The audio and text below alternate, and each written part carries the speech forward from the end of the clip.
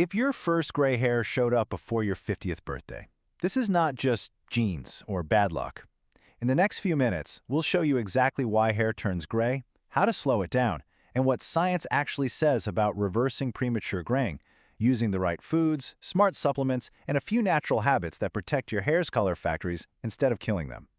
If you're serious about keeping your hair darker for longer, this is your midlife field guide. For this substantial video, a like and a subscribe would be ideal. It costs you nothing, but for us, it's fundamental because it motivates us and helps us understand what to improve and what future topics you're interested in. And if you don't help us out, your hair will turn metallic gray like the DeLorean from Back to the Future. So don't waste time and follow the video until the end to understand how we can help you. Okay, so here's our game plan. We are going to go on a full-on scientific journey here. We're going to start by understanding what's really happening inside your hair, then we'll pinpoint the actual bad guys causing the problem, and from there, we're going to build a complete, real-world action plan based on solid science. All right, let's get right to the source. To figure out why the color is vanishing, we've got to first understand where it even comes from, right? Think of your hair follicles as the scene of the crime. We're going to go in and take a closer look. So, first things first, let's rename a key player here. We're not going to use the big scientific term melanocyte stem cells. Instead, let's just call them your hair's color factories, because honestly, that's exactly what they are. These are amazing little stem cells living inside your hair follicles, and their one and only job is to crank out pigment, melanin, and inject it into every single strand of hair you grow. They are literally the engine that drives your hair color. Now, when everything is working the way it's supposed to, the whole process is surprisingly simple. It's basically a four-step production line that just repeats itself every time a new hair grows. First, the stem cells get the signal to wake up, and they move to the base of the follicle. Then, they mature into fully functioning color-making cells. After that, they get to work, creating the melanin for your hair color. And finally, they inject that pigment right into the hair strand as it grows. That's it. Simple, elegant, and super effective. So, if that process is so straightforward, what on earth shuts it down? Let's pull back the curtain and identify the prime suspects. And let me tell you, this isn't just about getting older. There are specific biological villains actively sabotaging your color factories. And this isn't just about you feeling like you're graying early. Science actually has clear medical definitions for what counts as premature graying. And it's different depending on your ethnicity. For Caucasians, it's seeing grays before you hit 20. For Asians, it's before 25, and for Africans, it's before age 30. If you fall into one of those buckets, that's a huge clue that there's more going on than just the normal aging process. Okay, so who's public enemy number one? It's not age itself. It's something we're going to call biological rust. This is really just a fancy term for some serious oxidative stress caused by a buildup of hydrogen peroxide. And yes, that is the exact same stuff you might use to bleach a stain. It's a natural byproduct of your cells doing their thing, but when too much of it builds up in your hair follicle, it literally bleaches your hair pigment from the inside out. It destroys the color before it ever has a chance. So why does all this rust build up in the first place? Well, it's because we lose our internal cleanup crew. There's a super important enzyme called catalase, and its only job is to neutralize those hair-aging toxins. It swoops in, finds that hydrogen peroxide, and breaks it down into harmless water and oxygen. But here's the catch. As we get older, our catalase production takes a nosedive, leaving that biological rust to run wild and destroy our color factories. Now, on top of those two main villains, there's a whole hit list of other factors that can put your color factories under attack. Chronic stress is a massive one, and I'm not kidding. Studies on mice showed it can wipe out the entire supply of these crucial stem cells. Then you've got nutritional deficiencies, smoking, and environmental damage, all creating more of that biological rust. And yeah, even plucking those gray hairs can permanently damage the follicle itself. Okay, enough with the bad news. We've identified the culprits. Now let's talk about how to actually fight back. And our first line of defense? It starts right on your plate. And listen, this is not about some single miracle food. It's about strategically arming your body with the exact raw materials it needs to protect and repair those precious color factories. Your first target is copper deficiency. Research shows a direct link between low copper levels and how much gray hair people have. So think of beef liver as the ink cartridge for your hair's color printer. It gives you a huge dose of easily absorbable copper, which is absolutely essential to flip the on switch for the enzyme that actually produces your hair pigment. Next up, we have to deal with that biological rust. And for that, we turn to almonds. Research from the University of Bradford pinpointed this internal bleaching as a key reason for age-related graying. Almonds are a powerhouse of the cofactors your body needs to produce more of that protective catalase enzyme. A little pro tip, soak them overnight to make the nutrients even easier to absorb. Your color factories need fuel, right?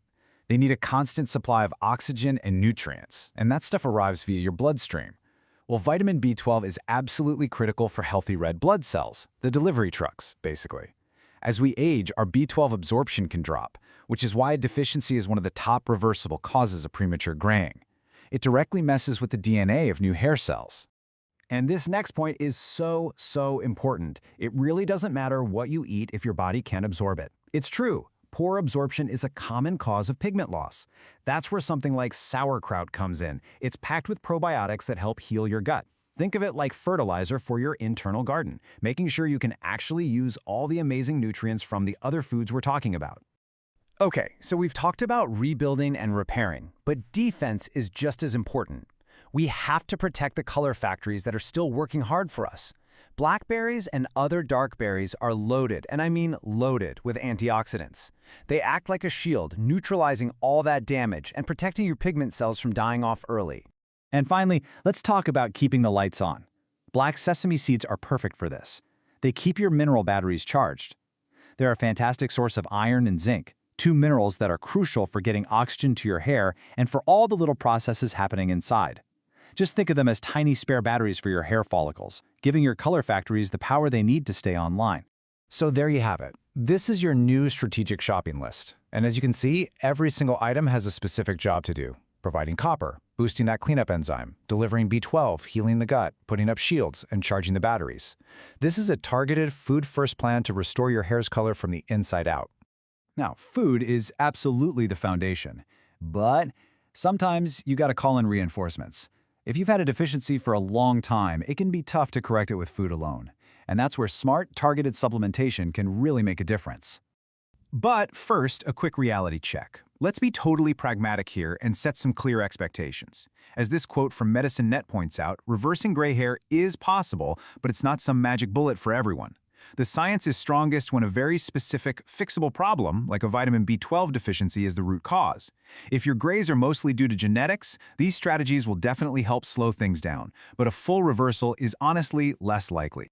All right, think of this slide as your ultimate nutritional cheat sheet. It breaks down all the key players for preserving your hair's pigment. You can see exactly what each nutrient does, from B12 for DNA synthesis, which we talked about, to iron for delivering oxygen right to the follicle. And look at vitamin D3. It helps regulate the health of the stem cells themselves. Seriously, if you're really committed to this, the best thing you can do is get a blood test to see exactly where you stand on these nutrients. That's the most scientific approach you can take. Look, this isn't about a short-term fix. This is about playing the long game. The goal here is to create an environment, both inside and out, that protects the color you still have and encourages the color you want to grow back. It's a long-term strategy. Your daily habits are what create the world your hair follicles live in. They either thrive or they die. So here's your 4-point defense plan. Number 1, manage stress. That fight-or-flight response literally makes your color factory stem cells abandon their post and die off. Number 2, avoid physical trauma. Seriously, stop plucking gray hairs.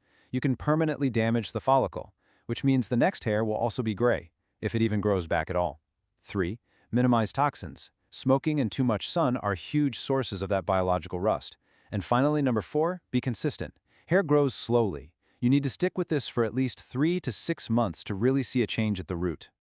Okay, so we've covered what you can do right now with your food and your lifestyle, but the science in this area is moving so fast. As we understand more about how this all works on a molecular level, the potential treatments get more and more exciting. So let's take a little peek into the future. And this is where it gets really, really cool. Researchers are starting to move beyond just nutrition and are developing targeted molecular treatments. Just look at this table. We're seeing things like topical serums with special peptides that are reporting over 90% conversion from gray back to black hair in early studies. That's incredible. And there are plant-based compounds like luteolin that have been shown to prevent graying in lab settings. This is the absolute cutting edge, and it's all about finding ways to directly wake up those dormant color factory stem cells. So, all of this leaves us with a final thought to chew on. We've gone through the biology, the foods, the supplements, even the future of the science. But maybe the whole goal isn't just about vanity. Maybe it's not about fighting a number on a calendar. Perhaps our hair is just a visible signal, an external report card for our internal health. And maybe keeping its color is less about fighting age and more about consciously feeding life and vitality back into our own bodies.